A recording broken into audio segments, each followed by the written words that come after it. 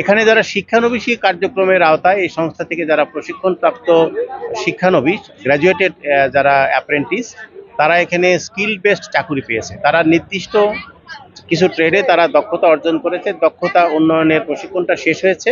তারা ইনস্ট্যান্টলি প্রায় 90% চাকুরি হয়ে গেছিল আগে। তো তাদের স্ব উস্তাদের কাছে বেশিরভাগ ক্ষেত্রে অনেককে আমরা এই পর্যন্ত 100-র মতো স্পটে চাকরির ব্যবস্থা হয়েছে এবং সারাদিন চলবে। আমরা আশা করি যে 4 থেকে 500 লোককে এখানে আমাদের যে বিডি জবস থেকে ধরে এই প্রতিষ্ঠান আসছে এখানে চাকরি দেওয়ার জন্য, এবং আশাবাদী আমরা যে 5 থেকে 600 পুরুষ মহিলাকে আমরা এখানে 30টা সংস্থার মাধ্যমে আমরা চাকরির সুব্যবস্থা করতে পারবো। ফাউন্ডেশন পিকেএসএফ এর অর্থায়নে রেইজ নামে একটা প্রকল্প বাস্তবায়ন করছে। এই প্রকল্পের মূল উদ্দেশ্য হচ্ছে দক্ষতা উন্নয়ন। আমাদের ট্রেডিশনাল যেই পদ্ধতি আছে যে আমরা শুধু ঋণ লেনদেন করি, এখান থেকে বেরোয় এসে আমরা দক্ষতা উন্নয়ন করছি। ঋণ অবশ্যই থাকবে, এখন ঋণটা যাচ্ছে দক্ষ মানুষদের হাতে।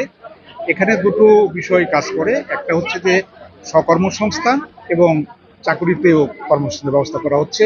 এখানে যারা উদ্যোক্তা আছে আপনারা দেখতে পাচ্ছেন যে প্রায় 30 জন চাকরিদাতারা এখানে এসছে।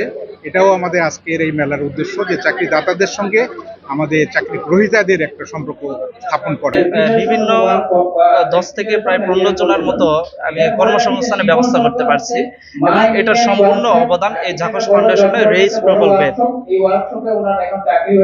রেইজ প্রকল্পের আওতায় হচ্ছে আমি আর্থিকভাবে স্বাবলম্বী হয়েছি, এবং এরা আমাকে অনেক অল্প ঋণে, যা বিভিন্ন জায়গাতে অনেক ঋণ নিতে গেলে অনেক টাকা করতে হয়, কিন্তু এই রেইজ প্রকল্পের মাধ্যমে আমি ঋণ নিয়েছি এবং সেখানে খুব কম সুদের হার দিয়ে আমি সেখানে টাকা পেয়েছি।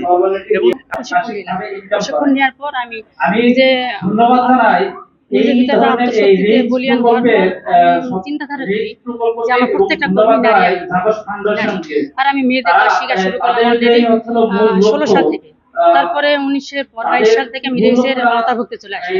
আর রেইজ আওতাভুক্ত আসার পর আমি আরো বিপুল ভাবে অফিসিয়াল বা অফিসিয়াল যে মেয়েদের হাতে হাতে আমার চলে আসা শুরু করে, আর তাদেরকে আমি সুন্দরভাবে যুব উদ্যোগী সবাই প্রযুক্তির যে একটা সুবিধা আমরা অফিসিয়াল ভাবে পাচ্ছিলাম, ওইটাকে কাজে লাগিয়ে আমি মেয়েদেরকে কাজে লাগানো শুরু করলাম এবং আমার প্রতিষ্ঠানে নিয়োগ দেওয়া শুরু করলাম। আর এইভাবে আজ আমি সফল।